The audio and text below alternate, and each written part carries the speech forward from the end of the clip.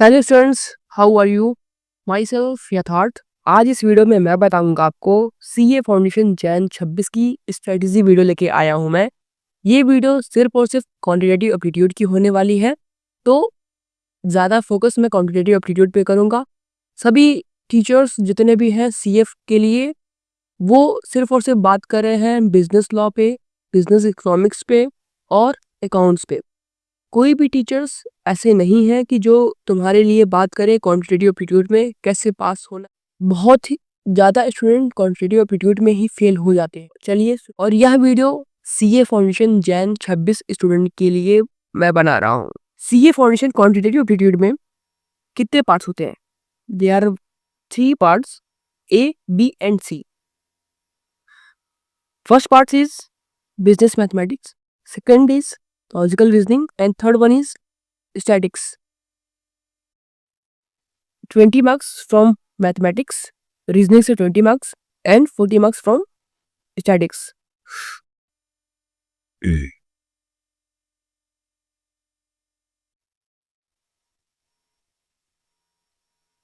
आपके पास सिर्फ और सिर्फ 100 डेज है। आपके पास सिर्फ और सिर्फ 100 डेज है। अब 100 डेज को मैं आपको डिवाइड करूंगा 3 पार्ट्स में।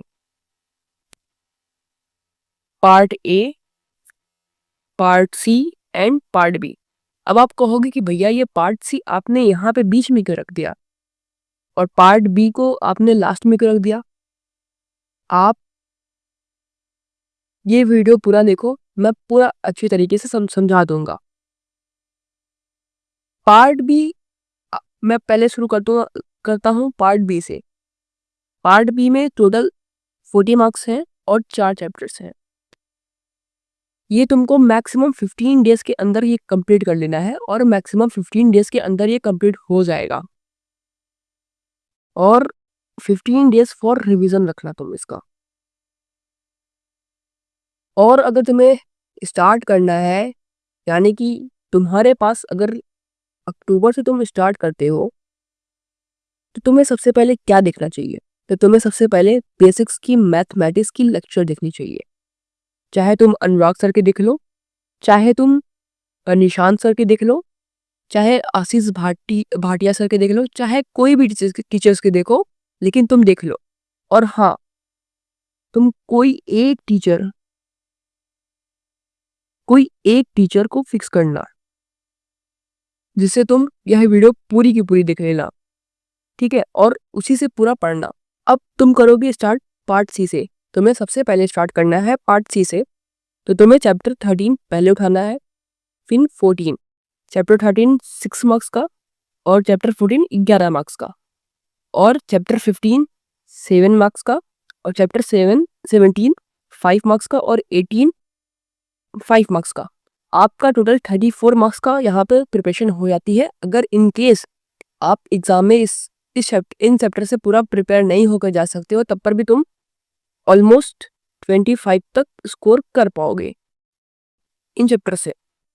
अब पार्ट बी से तुम चारों चैप्टर को कंप्लीट करना।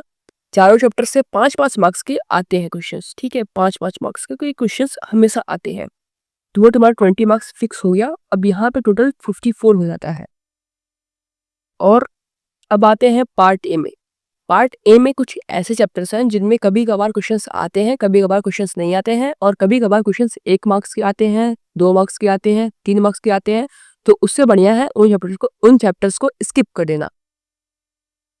तो सबसे पहले तुम स्टार्ट करना चैप्टर 4 से। चैप्टर 4 से स्टार्ट करोगे। उस चैप्टर का नाम है मैथमेटिक्स ऑफ फाइनेंस। तुम्हारा ऑलमोस्ट 10 से 14 नंबर तक आता है। और चैप्टर 8 7 मार्क्स के लिए आता है। चैप्टर 5 5 मार्क्स के लिए आता है। चैप्टर 6 4 मार्क्स के लिए आता है। और आपका टोटल 84 मार्क्स का हो जाता है। यहाँ पे 84 मार्क्स आपका कंप्लीट हो गया। इन केस अगर आपके पास अभी भी टाइम है, तुम चैप्टर 2 एंड 3 कंप्लीट कर लेना।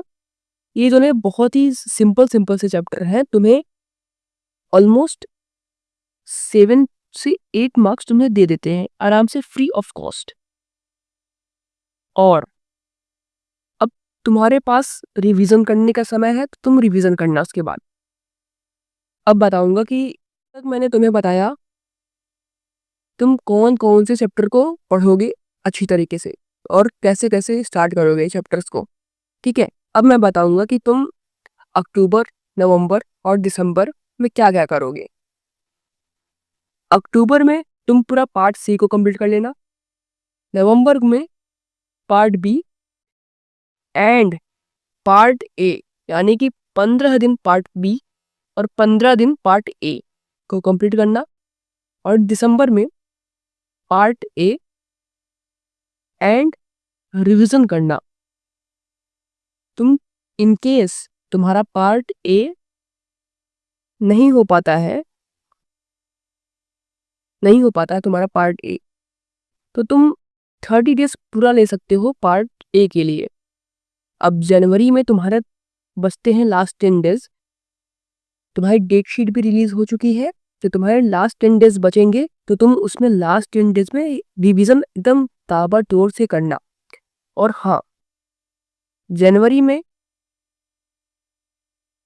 लास्ट 10 डेज की वीडियोस भी मैं लेके आऊंगा कि तुम्हें लास्ट 10 डेज में तुम्हें करना क्या है।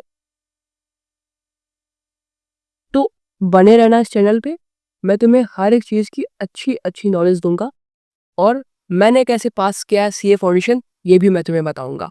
तो मिलता हूँ आपसे नेक्स्ट वीडियो में, तब तक के लिए बाय बाय। टेलीग्राम का चैनल लिंक मैं तुम्हें वीडियो की लिंक पे दे दिया हूँ। टेलीग्राम चैनल लिंक मैंने तुम्हें डिस्क्रिप्शन में दे दिया है, जाओ और ज्वाइन।